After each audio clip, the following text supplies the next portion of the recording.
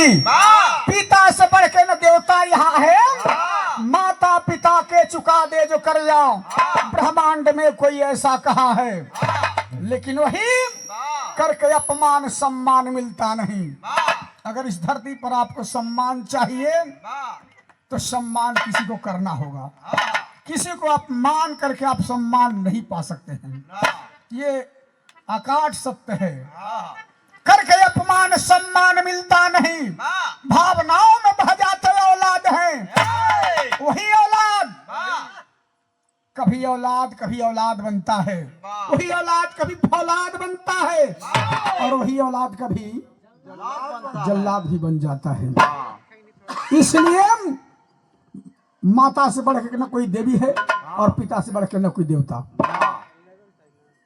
एक लाइन कव्वाली के टुकड़ा है मास्टर, कैसे लाल?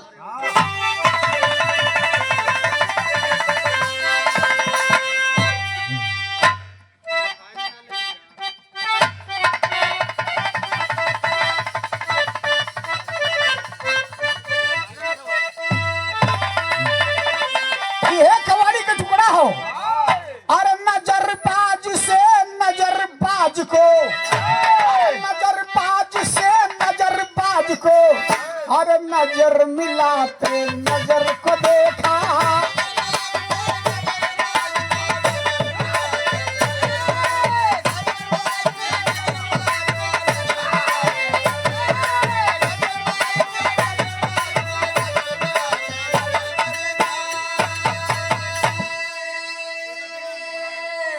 और नजरबाज से नजरबाज को,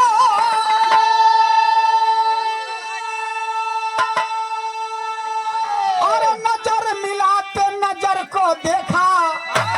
और नजर के ऊपर नजर पड़ी तो, और नजर के ऊपर नजर पड़ी तो, और नजर झुकाते नजर को देखा।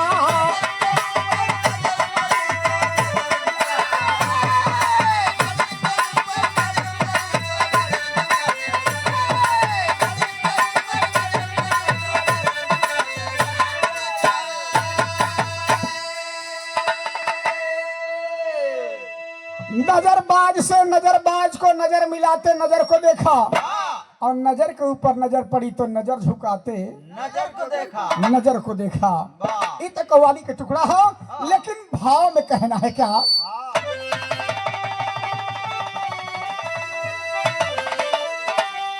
अरे माँ का दर्जा पिता का कर्जा, सुनने वाले पंचो ध्यान देना। माँ का दर्जा पिता का कर्जा, और मुश्किल है आसान नहीं।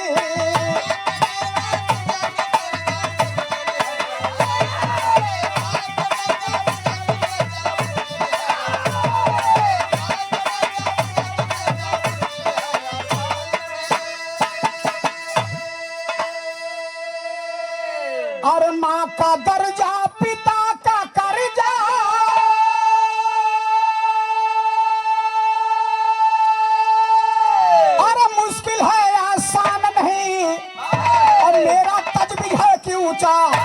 मेरा तजबीज है कि ऊंचा, और प्रभु कभी आसान नहीं।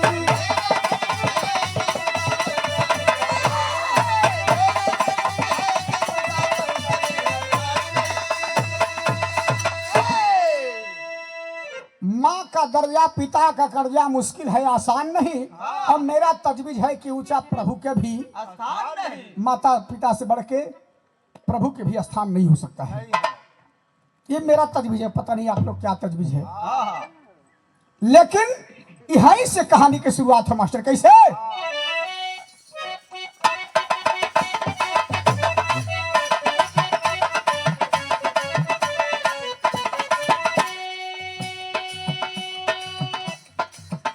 ये देखें, बहुत सुंदर पुरस्कार स्वर्गीय हरिहर ठाकुर जी के,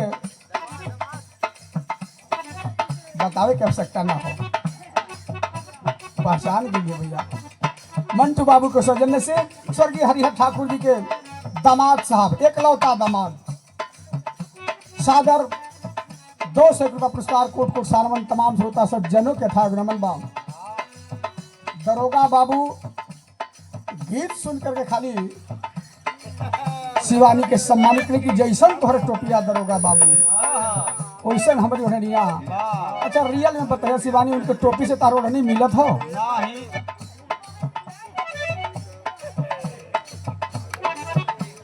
उनके टोपी सफेद हो, तोहार ओढ़नी जो हो गुलाबी गुलाबी हो, पिंक कलर हो।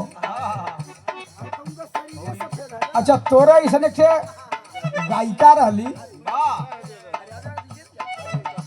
उस सड़िया पर मड़िया पर करिया बैठावत रही, उधर 200 500 इधर पटियानो के देलो हमनी का चुतिया पैसा नहीं दोगा साहब। सादर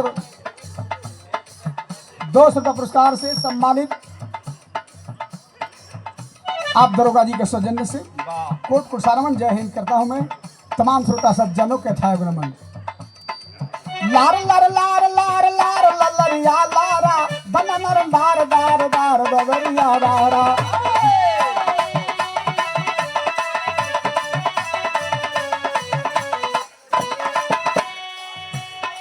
लिखने वाले को कलेजा कांप जाता है, लिखने वाले को कलेजा कांप जाता है, हृदय से आती आंसू निकल जाता है।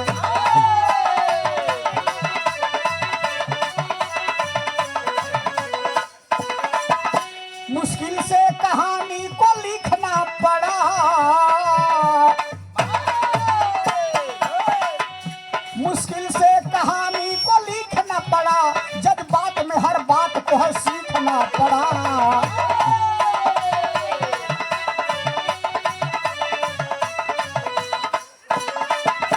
कहानी है सामाजिक समाज के लिए, कहानी है सामाजिक समाज के लिए, दर्पण दिखा रहा हूं एतराज के लिए।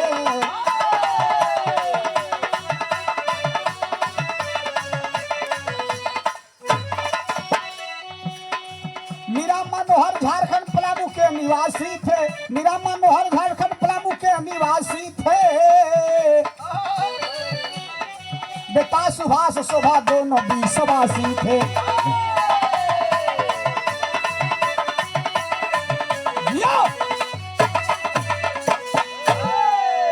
बात समझ लिए, कहानी समझने में आसान हुई। झारखंड के पलामू जिला के निवासी मीरा और मनोहर, बेटा के नाम सुभाष, बिटिया के नाम शोभा, कुल मिला के 4 परिवार। गरीब परिवार था लेकिन दिल में तमन्ना थी 2 रोटी कम खाइब, कपड़ा तनी कम कीमत के रही, लेकिन बाल बच्चा के जरूर पढ़ाई लिखाई। हम समाज में जितना भी बैठल लोग हुन सब लोगन सब यही निवेदन करब कि 2 रोटी कम कहिए चल जाई, कपड़ा तनी कम कीमत कराई चल जाई, लेकिन अगर सुंदर और स्वच्छ समाज के निर्माण करना है तो आप अपने बच्चे को तालीम जरूर देना, शिक्षा जरूर देना, तभी आपका समाज विकसित कर सकता है। क्योंकि बाबा भीमराव अम्बेडकर साहब भी कहे हैं शिक्षित हो संगठित हो तब संघर्ष करो, और शिक्षा वो शेरनी का दूध है जिसने पिया उसने दहाड़ा। तो इस बात पर आप लोग आमादा रहिए। मीरा मनोहर भी इसी बात पर आमादा है, अपने बच्चे को तालीम दे रहे, शिक्षा दे रहे हैं, लेकिन मन में तमन्ना है क्या हो।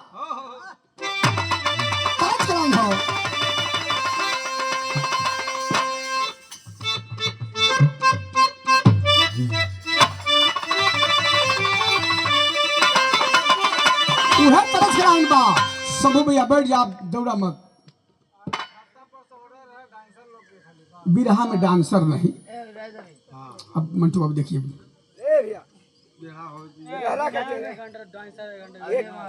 आधा घंटा हो गया था बिरहा।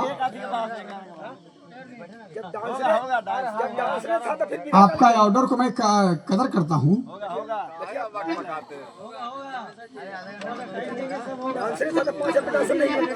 सामाजिक चेतना होना चाहिए। हमारा बुद्धिजीवी पर्सन बैठा है तो कम से कम तरज कराए मास्टर। खटिया के नीचे बैठल चोरवा, कोनो दुल्हन के नहीं गौना भइल शिवानी, ससुराल में अली मरद तनी सम्मा वाह टाइप के रहल। खटिया पर ना जाकर खटिया के नीचे घुस गई। और दुल्हनिया जब बैठली खटिया पर हाँ तो नीचे से खोद दलस। हाँ वाह कहाँ खोदलस अभी हम कैसे बताई। अब नतीजा निकलल वो हला कैली चोर चोर के हला जब कैली तो लड़का कह दो कि आइए आइए आइए तब कह दो कि खतिया के नीचे बैठल चोरवा और सासू तानी कारा नाई जोरावा।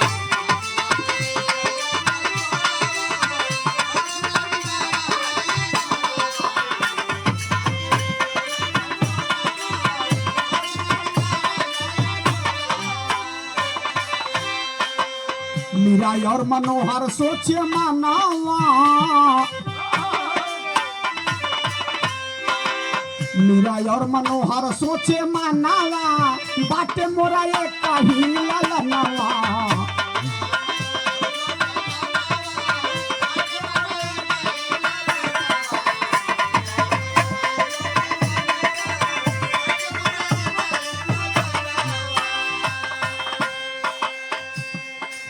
दोनों मिल सजावे लन सपनावा दोनों मिल सजावे लन सपनावा पूरा मोरा होई है यार मनावा।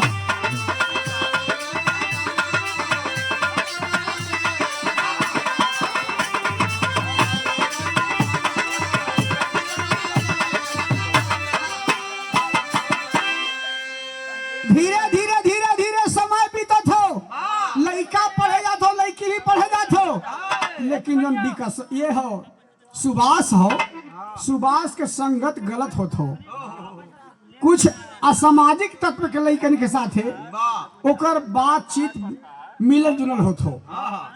यही बीच में भाई का मास्टर तैसा ध्यान दे गए तरज के लाइन चेंज हुई मास्टर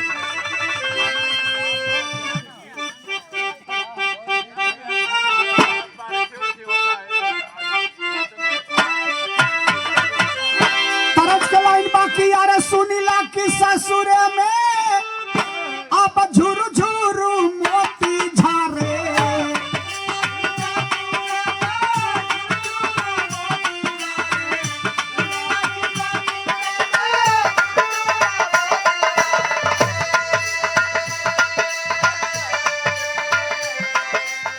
सुनीला की ससुरे में झुरु झुरु मोती झारे मोरो लेखा सतु आशा बनवाए बाबूजी हो।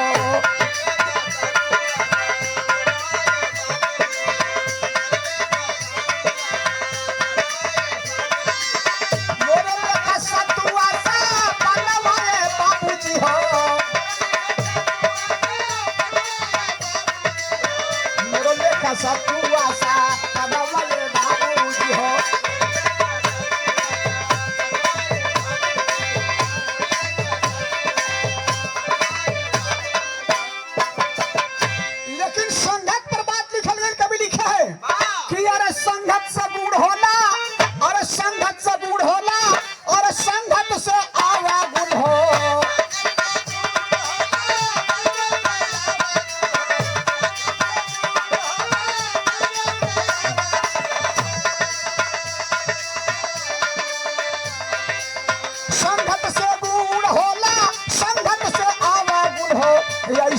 संगत बाबे काराए बाबूजी हो।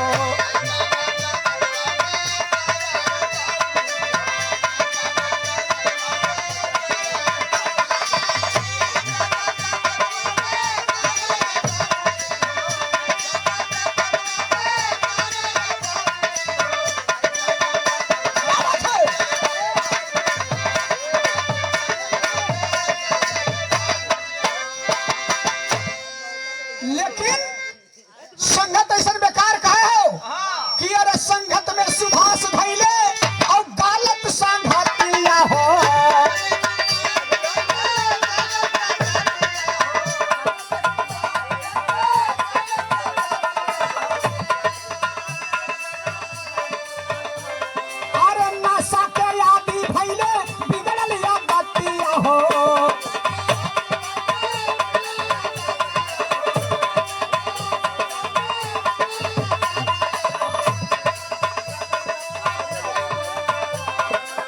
चरम सीमा हो गई पाराय बाबूजी हो।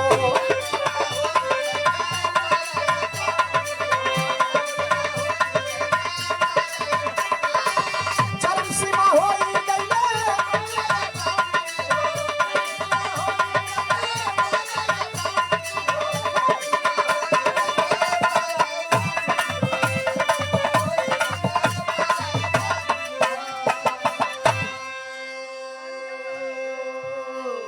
ए भैया परिणाम निकला, वो लड़का इतना गलत संगत पकड़ लिया कि पढ़ने तो जाता ही था लेकिन नशेड़ी लोगों के साथ में संगत पकड़ लिया।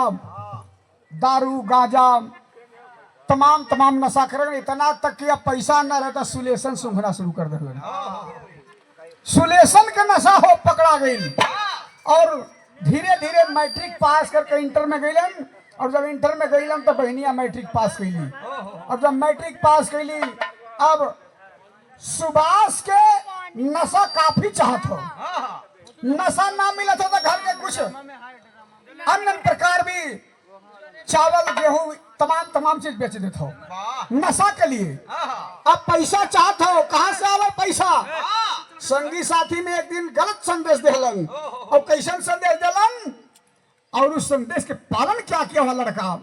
तरज के लाइन हो मास्टर।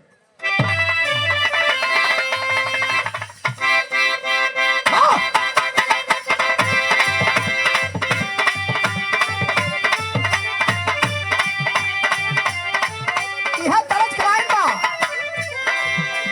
कोनो हीरोइन हीरो से कहा था है पढ़ाया नारी रब्बा इसको समझाना।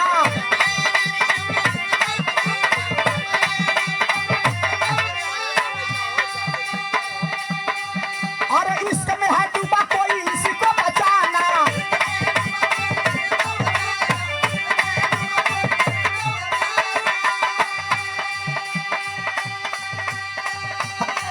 अरे है पढ़ाया नारी रब्बा इसको समझाना। इश्क में है डूबा कोई इसी को बचाना। तेरी जवानी का निशाना हो गया रे मुंडा गोरा रंग देख के दीवाना हो गया।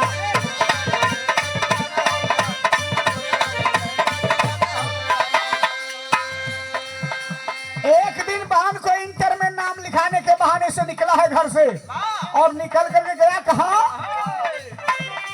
और बेच दिया बहिनी के जाके बेस्यालय।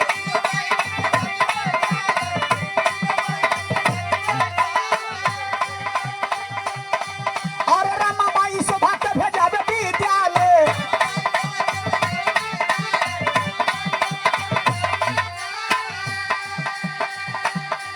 पढ़े शोभा मन लगाई कई साल हो गई भैया सा जो है माई बाबू बुरा हाल हो गई।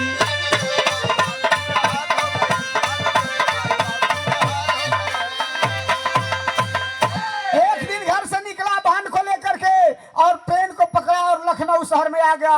लखनऊ शहर में आकर के बाबूजी अपने बहन को कोठे पर बेच देता है और बेच करके मोटा रकम लेता है और लेकर के वहां से चल दिया। निकला है जैसे ही लखनऊ नवाबों का शहर है। लखनऊ में ही एक नाचने वाली से नचनिया से प्यार करता है और प्यार करके उसे जीवन साथी बनाने के लिए करके दिल्ली आ गया। दिल्ली भाड़े का किराया का क्वार्टर लेकर के रहने लगा। अब दोनों मजा मिला था, शराब का भी मजा मिला था और शबाब का भी मजा मिला था। अब जीवन चकाचक कटत हो। परिणाम क्या निकला? शोभा जो बहन थी रमाबाई के कोठे पर, रमाबाई के चौथा पंथा हाथ जोड़ती है कि माई हमके इज्जत आबरू के मत लुटवावा, हमारी इज्जत आबरू बचाला। बहुत गिड़गिड़ाने के बाद में रमाबाई सोचती है जीवन में तो हमेशा कुकर्मे कैली, लेकिन कम से कम चौथा पन हो, आखिरी पन होता, कम से कम कुछ बढ़िया कर्म कर ली। रमाबाई शोभा का रिस्पॉन्स दी और पढ़ाना लिखाना शुरू कर दी। यहाँ के बाद यही छोड़ दे। अब वो सुभाष वो नचनिया के लेकर के दिल्ली में चांदी काट रहा है। कई साल बीत गए। एक दिन नचनिया कल उसको सुना, इतना दिन से तुम मजा पानी लेट हुआ, एगो परीक्षा तो सब लेवल चाहते। कैसन परीक्षा रे? तो तरज लाइन लग गई मास्टर कैसे?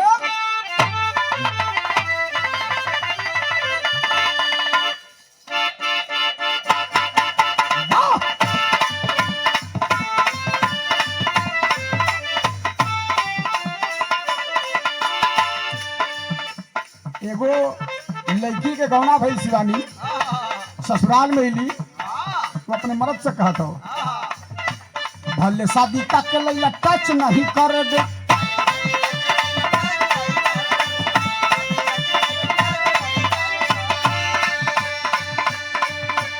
देवना जवाब तबले देह नहीं भर देव,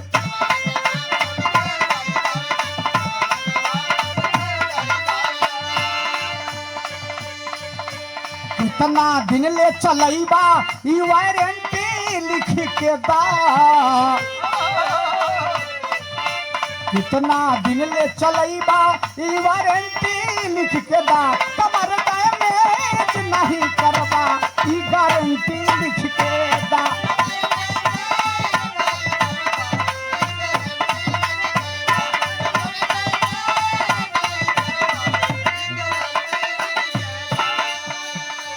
लेकिन भइल बात सुभाष के नचनिया से प्यार हो,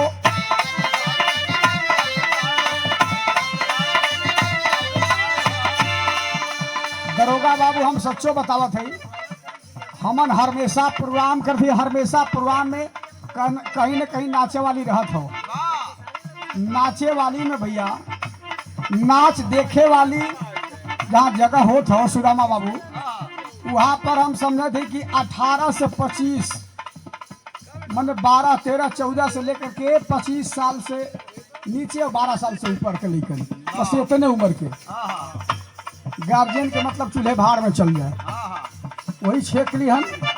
अच्छा सुनते रहा कि अभी गाना कौन कौन बजौलन लोग, मैं तो 300 में बिकने लगी, हमारे नाचे वाली हो इसे कह कि 300 वाला मत लगवा,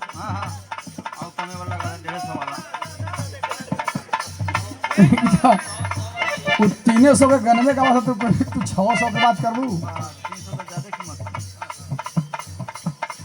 तो नचनिया से ऐसा प्रभाव पड़त हो कि समाज में गंदा प्रभाव पड़त हो, लेकिन शालीनता से नचनिया भी नाचे तो गंदा प्रभाव ना हो। इंटरटेनमेंट जरूरी है, मनोरंजन जरूरी है, लेकिन अपन सभ्यता और संस्कृति के बचा करके ऐसा ना कि मौज में मौत के भूल जाइए। वो नचनिया का थो भइल बा सुभाष के नचनिया से प्यार हो,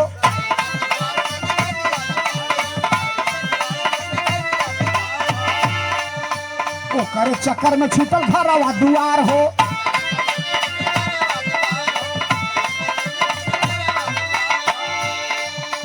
बोली है बाला ऐसे नहीं इजहार करब हो,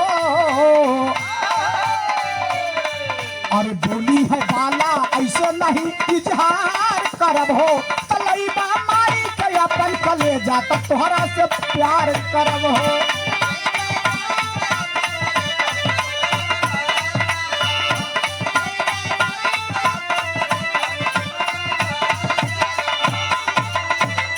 नचनिया खरस के सुना, हमसे तुम प्यार करत हो ना, तू हमसे प्यार करत हो कि नहीं? हाँ करे थी, तो परीक्षा तो से लेवल चाहत है और परीक्षा में कुछ मांग हो तो से कैसन मांग रे पगली जल्दी से बोल, तो का कर विदेशिया का भाव मास्टर। अरे रातों दिन नशवा में और डूबला सुबास रहले, फरीकी के सुंघे बाबू स्वसदर में नवा, कहे नर्तकी तोहरे आखिरी परीक्षा बाटे, और होता ही सवेरे चली जा अपने भावनवा,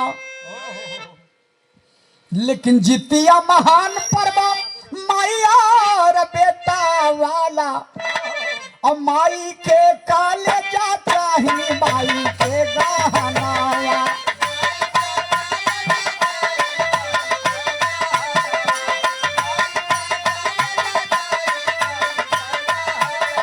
अरे माई के काले जाता ही माई के गहनावा हो, माई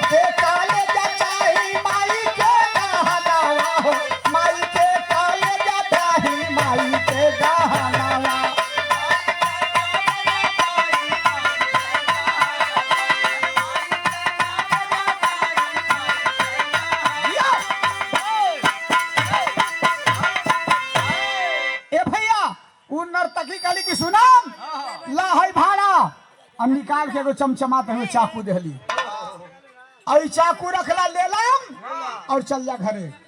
घरे जा करके अपने माई के गहना और अपने माई के कलेजा लेके आवा, तब हम जानब कि तू हमसे प्यार करत हुआ। अरे बाप रे बाप, इतनी लंबा परीक्षा, इतनी बड़ी परीक्षा। परिणाम निकला मेरे मित्रों, वह लड़का नशा में भूत था, लिया है चाकू और पैसा को लेकर के गया नई दिल्ली रेलवे स्टेशन पर, ट्रेन को पकड़ा, पलामू उतरा है, अपने गांव पर गया। उस दिन इत्तेफाक से संजोग से जितिया का महान पर्व था, माँ और बेटा का जितिया पर्व था। माँ भूखी हुई थी, आज 10-12 साल हो गए माई की आशा जोहते जोहते पंचू भूखी हुई थी, बैठ करके आशा जो रही थी, बैठ करके आंसू बहा रही थी, बेटा को याद कर रही थी। लेकिन जब केवड़िया लड़का ढकढकौल से तमाई उठ करके खड़ा हो गई, सोचली कोई हाउ का, खोलली तो सामने ऐसे ही पतरे सूखल पाखल लड़का सामने दिखाई। लेकिन माई कैसन नजर होला कि अपने औलाद के पहचाने में देरी ना कैली पंचो। आय हो लाल कह के गले से लगा लेहली, और जब गले से लगा लेहली, बेटा तू इतना दिन कहाँ रहले बेटा, इतना दिन तू कहाँ रहले बेटा, ये ऐसा चेहरा कैसे बना ले बेटा, खात न रहले का बेटा। आंख से माई झरझर झरझर बुढ़िया माई रोवे लगली हो, कहली कि बेटा ये ऐसा कहे कर सकल भइल बा बेटा। ये माई एगो बात कही, तो से हम कुछ मांगे ही लिए, बोल बेटा जल्दी बोल। माई तू अपन गहना हमके दे दा, तू अपन गहना हमके दे दा, और तुहार कलीजा चाहिए हमके। माँ सोच जाती है कि गहना वाली बात तो ठीक हो, लेकिन कलेजवा वाली बात तो कहीं मजाक ना करत हो, हंसी न ले बेटा गहना ले। सोचत हो कि कहीं 10 साल के बाद आइले फिर न चल जाए। अमृत के धार कोई कितनो पिलाई हो भैया, एक ठे माई बिना, और कैसे कलेजवा जुड़ाई हो भैया एक ठे माई बिना। माँ तो माँ होती है मित्रों। अच्छा, माई और मेहर में कितना फर्क हो बताई? कितना भैया? माई और मेहर में इतने फर्क हो कि हेरो से काम धंधा करके बात मातारी पेट निहारी, मुंह निहारी कि हमार लड़का खैले हो कि ना खैले हो। और मेहरारू केरो से काम करके पाकिट निहारी, कुछ हो में कुल में से निकाल के वही मिनी बैंक में डाल दी। हाँ, वही मिनी बैंक में गुरुजी खाता खोले ले हुआ। वो खोलाओ बाबू। परिणाम निकला, माँ गहना दे देती है, कुछ खा ले बेटा, ना खाई बाई। बैठ करके हाल चाल करते हो, तब तक चाकू निकाला है और निकाल करके अपने माँ की कलेजे में पेश देता है, और पेश करके बाबूजी कलेजा निकाल लिया, चाकू से फाड़ करके सीना फाड़ के कलेजा निकालते है, कपड़ा में बांधता है और बांध करके चल दिया। और जब चल दिया तो हुआ क्या, गीत के लाइन लगा मास्टर।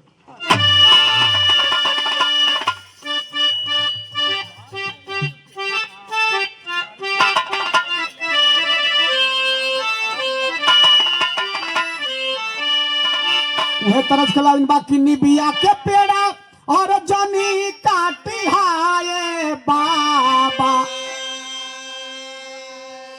निबिया चिड़ैयन के बसे रहा,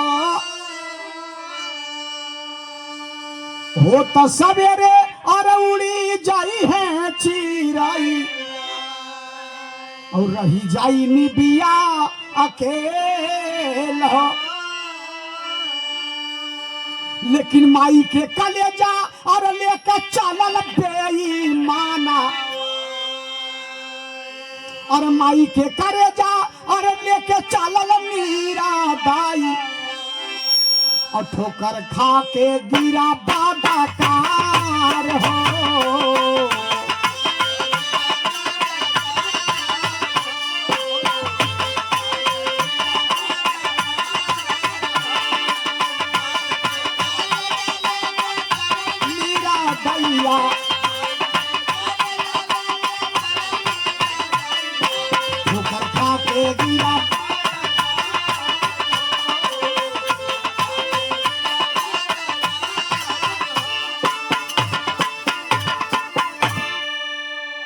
रास्ता में चले, खाना भी नहीं खाया, बस सीधे लौकत हो दिल्ली। उ नचनिया लौकत हो दिल्ली, लौकत हो कलेजा ले ले हो, रास्ता में चलत हो, ठोकर लगल बा, गिर गिल बा, कलेजा छितरा गिल बा।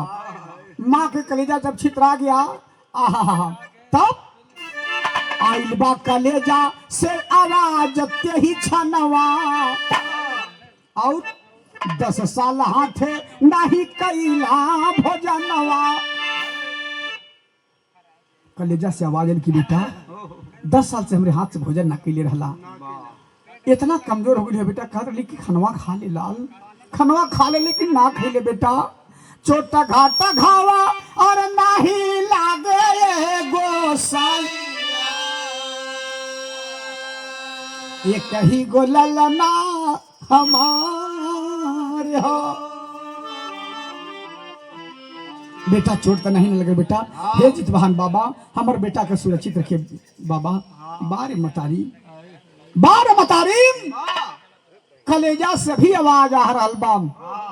मेरे मित्रों मेरे साथियों, हुआ क्या, फिर से बांध करके और कलेजा लेकर के और ट्रेन को पकड़ा, दिल्ली पहुंच गया। और जब दिल्ली अपने क्वार्टर पर आया और नर्तकी नचनिया के प्रेमिका के जब खोल करके दिखाया है, उस समय बिरहा के अंदर में टेरी के लाइन लगे मास्टर।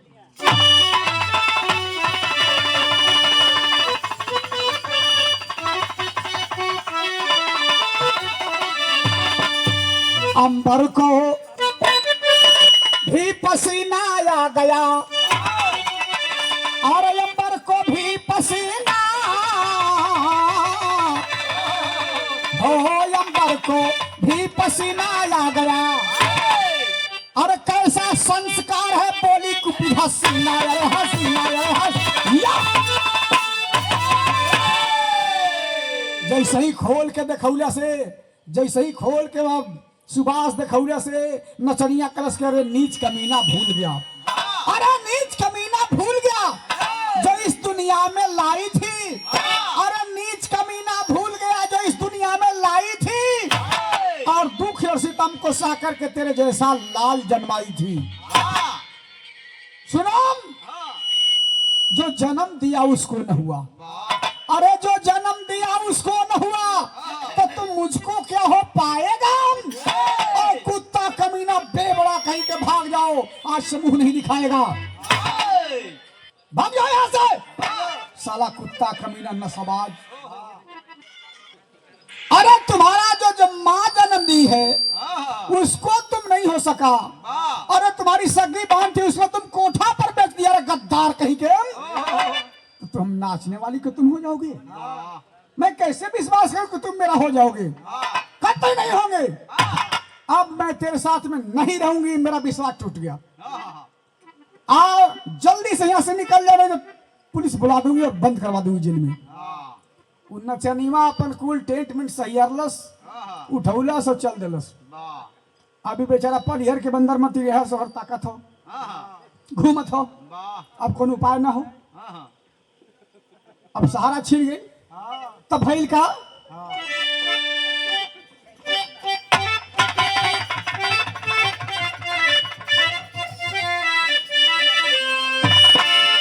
ये सोचत बाकी सोचे सुबास, अरे कैसे मुँह देखाई घरवा जाइता, और सोचे सुबास कैसे मुँह देखाई घरवा जाइता, और माई कही के करा के बोलाई घरवा जाइता।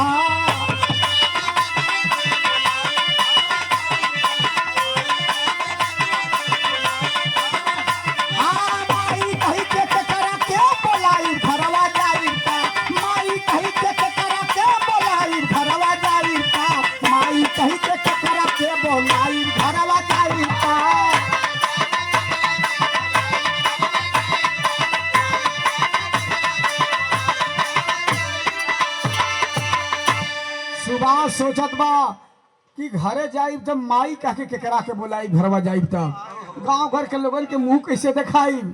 बाबू समझावत रहले नाही मानली बतिया हो, और याद आवे बहिनी के तगम में बिहार छतिया हो।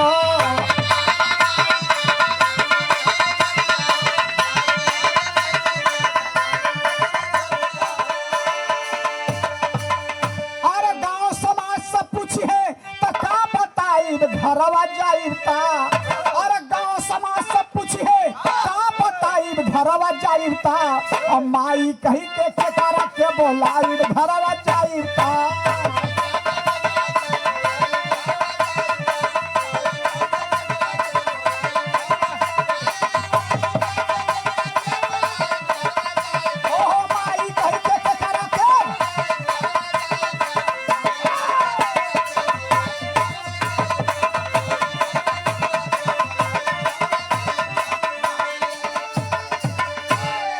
मेरे मित्रों में साथियों बिका ये सुभाष जोन बाटे अब भोजन के भी मोहताज हो गई बा कमाए के हिम्मत ना हो शरीर एकदम बिल्कुल टूट चुकल बा कमजोर हो गई बा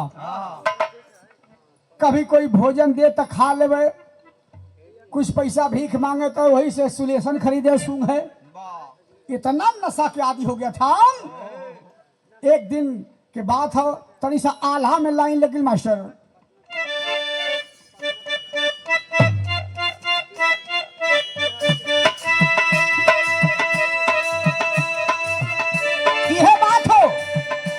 अरे पागल बन के घूमे लगले दिल्ली के शहरिया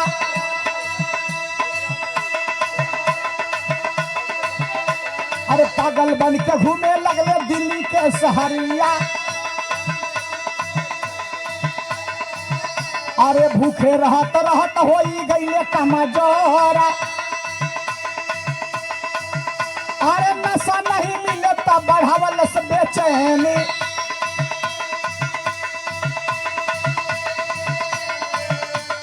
नशा नहीं मिलेता बढ़ावल से बेचैनी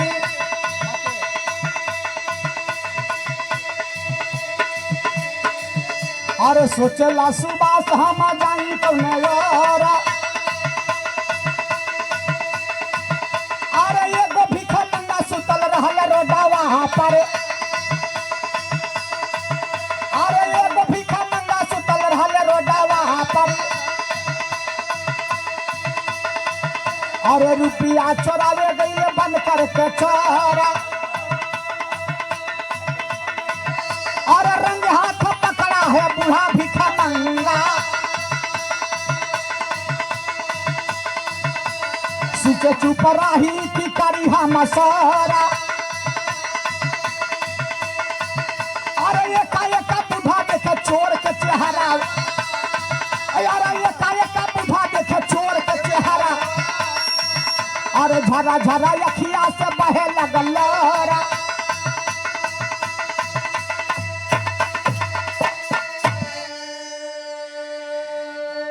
मेरे मित्रों में साथियों 8 दिन तक भूखे प्यासे से रोड पर घूमा था दिल्ली के गलियों में घूम रहा था एक दिन रास्ता धैले रात की वक्त है रोड से जा रहा था जैसे ही आगे बढ़ता है रोड के बगल में देखा एक बूढ़ा भिखमंगा सोया हुआ है सोचत बा मन के अंदर में पाप जग गई बा वो सुभाष के कि भिखमंगा कुछ न कुछ माल पानी जरूर ले हुई भीख मांग के जरूर माल पानी ले हुई धीरे धीरे ओकर झोलिया में से निकाल ली गईल बा सुभाष और जाकर के आओ न ताओ देखलस ओकर झोली में हाथ डाल दिलस और जैसे ही झोली में हाथ डालस तो बूढ़ा भिखमंगा कलाई को पकड़ लिया और जब कलाई को पकड़ लिया मुंह झकाइल बा भिखमंगा के सोचत बा कि हल्ला करी कि छोड़ देई चदरिया हटा करके बाबूजी एकाएक जब नजरिया मिलल बाबू सुभाष से तो मुहमा से बूढ़ा भिखमंगा के निकल गए कि बेटा सुभाष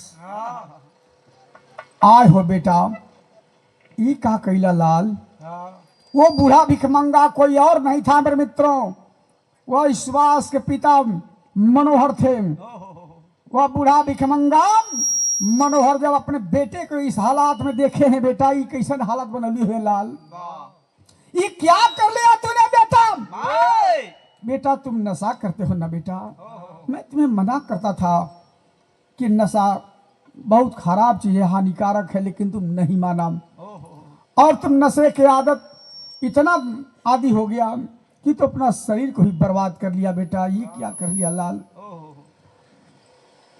बाबूजी खाना कुछ रख ले हुआ कि नहीं रख ले हुआ इतना बात जब बोले तो बिरहा में खड़ी के लाइन लगी मास्टर कैसी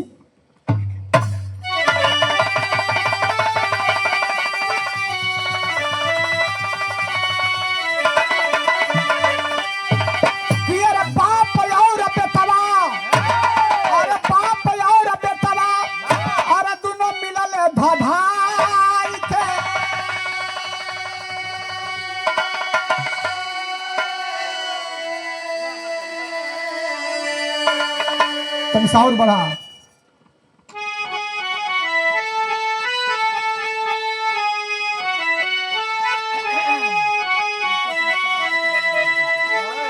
कि अरे बाप और बेटवा अरे दोनों मिलल भाई के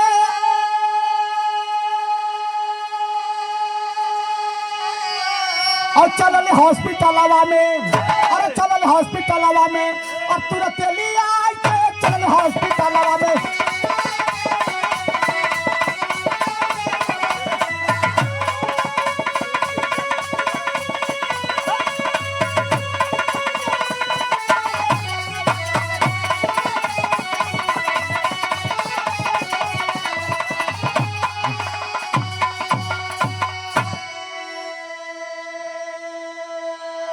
बाप और बेटवा दोनों मिल ले धधाई के और चल हॉस्पिटलवा में तुरते लिया के। इतना कमजोर था, बात करते करते करते करते आत्मग्लानि हुआ अपने पिताजी के सामने, बेहोश हो जाता है। पानी के छिट्टा मार करके कुछ खाना खाए बदे रखले रहलन, मांग चांग करके वो खाना खियुले ने कुछ शरीर में राहत आइल बा। लेकिन अब हिम्मत काम ना करत हो, गन गन गन गन कापत हो। सुभाष से करण मनोहर की चिंता मत करो बेटा, दिल्ली, यह दिल्ली है, एम्स के बगल में एक हॉस्पिटल है। उस हॉस्पिटल में भिखमंगों का, गरीबों का, लाचारों का मुफ्त में इलाज किया जाता है। मैं उसमें ले चलूंगा और ले चलकर तुम्हें मुफ्त में इलाज करवा करके जीवन संवारने का काम करूंगा बेटा। रात बीतल, धीरे धीरे सवेरा भइल, हॉस्पिटल में लेके गईलन है। जब डॉक्टर साहब चेकअप कैलन, चेकअप करने के बाद में जब रिपोर्ट आया तो परिणाम क्या निकला? चेकअप किए डॉक्टर साहब और पढ़े है रिपोर्ट हो और दोनों किडनी फेल, बाला गदा भारी नोट हो।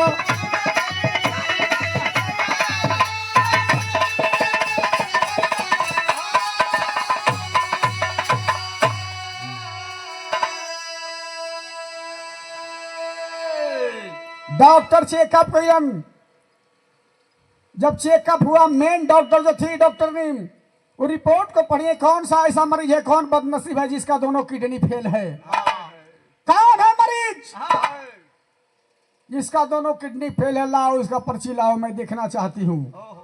तब वो डॉक्टर ने देख ली, तब भइल का कि अरे सुभाष मनोहर नमा, अरे सुभाष मनोहर नमा देखी और डॉक्टर यसुआ पहाड़ के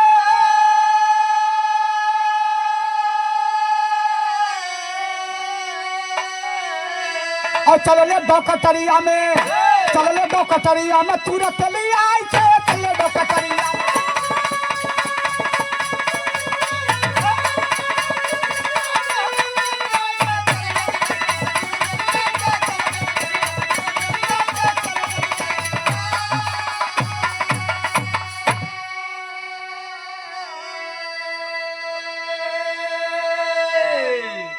पर्ची पर जो मुफ्त में जाए वहां इलाज होता था, उस हॉस्पिटल में पूरा नाम पता ठिकाना लिखा जाता था। मुख्य पर्ची को जब मंगाया गया, डॉक्टर ने साहिबा ने देखी है तो नाम हो सुभाष, पिता के नाम मनोहर, घर पलामू झारखंड हो। आहा, किस बेड पर है वह मरीज, तनी सा हमको बताइएगा। आज पर्ची को पढ़ करके डॉक्टर साहिबा अपने कुर्सी पर हाथ रख करके और आंख से झरझर झरझर आंसू बहावत हैं। पूरे हॉस्पिटल के स्टाफ लोग अवाक है कि अरे आज तक तो इतने लोग आए, इतने मरीज आए, सबके लिए इतना मरमाहत नहीं होती थी डॉक्टर साहिबा। लेकिन आज डॉक्टर साहिबा इनको हो क्या गया है, उस मरीज से क्या लगाव है, क्या बात है कि इतना आज भावुक हैं, आंख से आंसू बहा रहे हैं, बात क्या है? चलो हमें ले चलो उस बेड के पास में। कंपाउंडर लेकर के जब चलते हैं तो हुआ क्या मास्टर? और अली डॉक्टर शोभा रानी और दोनों के सभा नवा और झरा झरा बरसला सुबास के नाया नावा।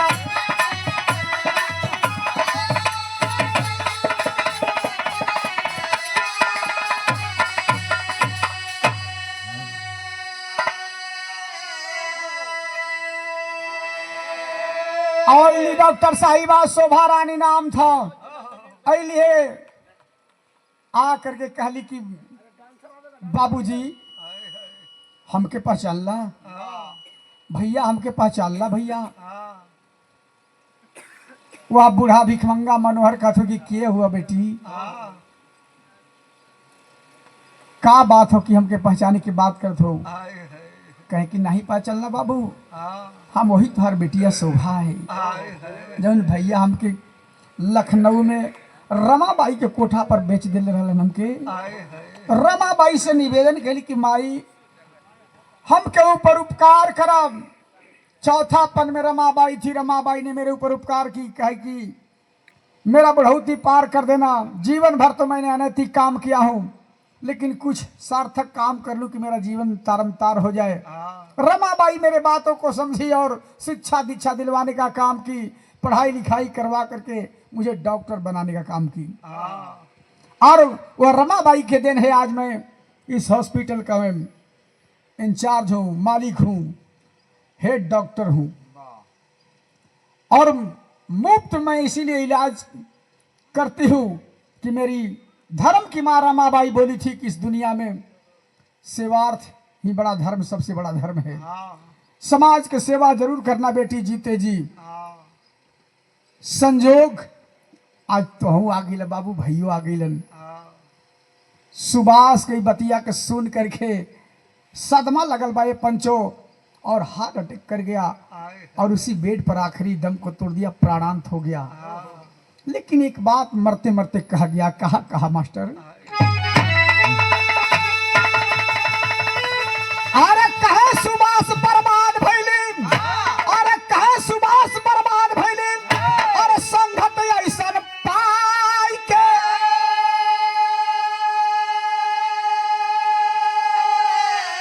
और चलले हॉस्पिटल हवा में, अरे चलले हॉस्पिटल हवा में, तुरंत ले आई के चलले हॉस्पिटल हवा में।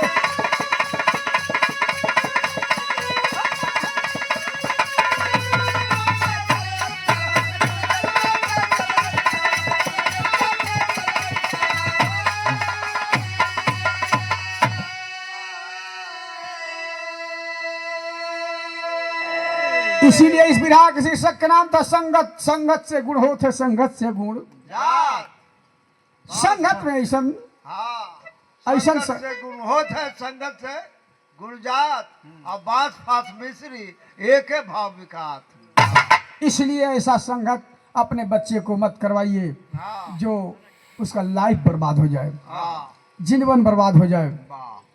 माता पिता का ये धर्म बनता है कि अच्छा संदेश देकर के अपने बच्चे को अच्छे रास्ते पर हम चलाने का काम करें, निगरानी अवश्य करें। आखिरी लाइन में कहना है क्या? गुरु बिहारी गुरु गणेश गुरु रामलाल गुणकारी स्वर्ग बसे चंद्रिका कबीर और बच्चन के विजय पुजारी है।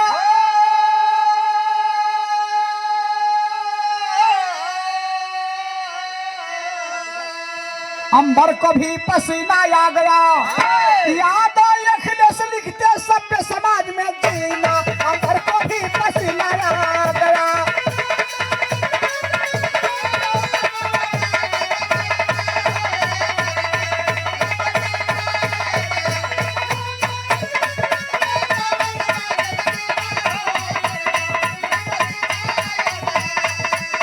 सवरिया हो